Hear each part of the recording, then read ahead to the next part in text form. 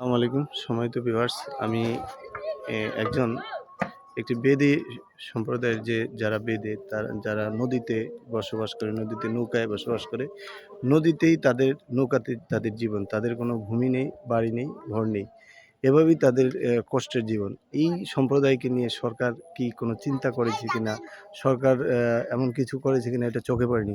তা আমি একজন বেদে সম্প্রদায়ের একজন চাচার সাথে কথা বলছি। চাচা আসসালামু আলাইকুম। আসসালামু আলাইকুম চাচা। এখন তো আমি প্রশ্ন করি যে এখন তো 22 দিনের জন্য মাছ ধরা বন্ধ।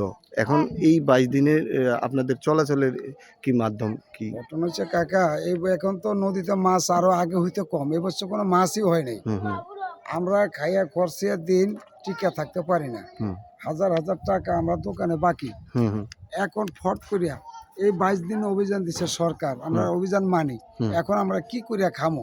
আমাদের সম্পদ নাই, মেয়ে ছেলে আমরা কোথায় যাব? সরকার থেকে কি আপনাদেরকে কোনো সহায়তা দিয়েছে? জি না।